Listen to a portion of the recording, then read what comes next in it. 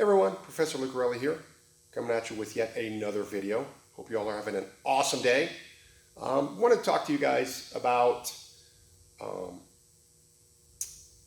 some feelings, and specifically feelings of anxiety, fear and uncertainty.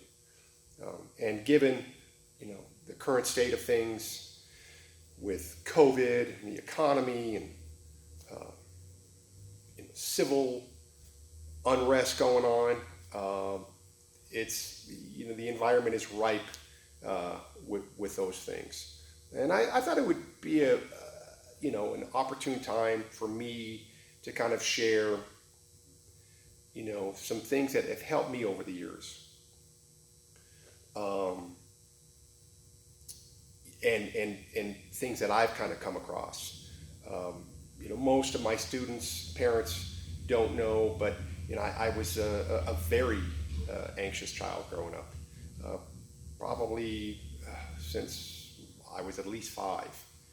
Very fearful, very timid, very anxious, and unfortunately, for probably close to half my life, I never shared those feelings, not with my parents, not with family, friends, teachers, anything. I couldn't conceive of the fact that there were other people that felt and thought like I did. It just did not even register. I felt like I was the only person in the world that thought and felt like I did, which is extremely lonely, and it just kind of adds to that whole angst and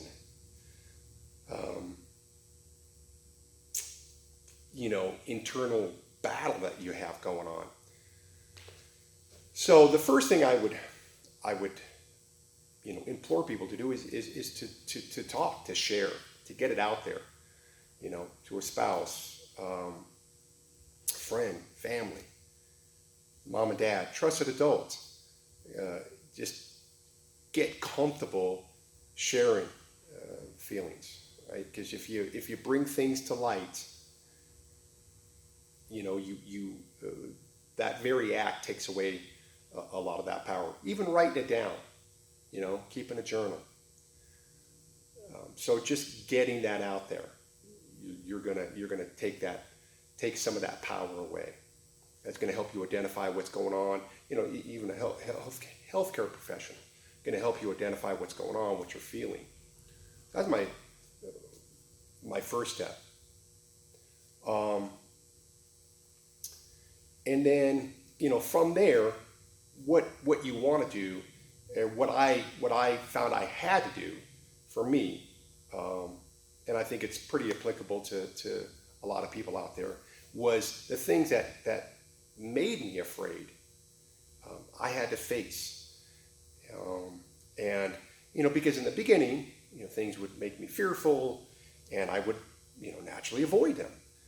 And what I found out was that by avoiding them, I gave that fear that much more power. So I would go back and try it again. Well, I was even more fearful than I was in the beginning. Also, what I found is that if you don't meet the fear and you don't look at it and examine it and move forward, what starts to happen is that the fear goes from what you're initially fearful of to other aspects of your life that you didn't even know you were afraid of. And before you know it, you're afraid of everything. To me, fear, anxiety, uncertainty is like a living entity. It breathes, it lives. You can't give it power. You have to starve it. By speaking, you're taken away. By sharing, you're taking away that power. By meeting and doing the things that make you uncomfortable, make you fearful, you're taking that power away. And I know a lot of people are thinking, man, that's crazy. Why would I do that? That's completely just counterintuitive. But every time that we meet and do those things that make us afraid, we take that power away a little at a time. It's not magically just going to, a silver bullet and take it away. It's a slow process, chipping away. But every time that you face those things, you take that power away a little bit more and a little bit more.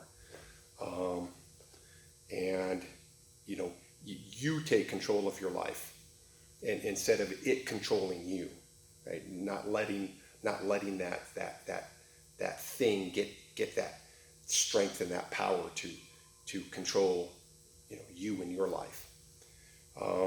So those are the two things. Talk about it.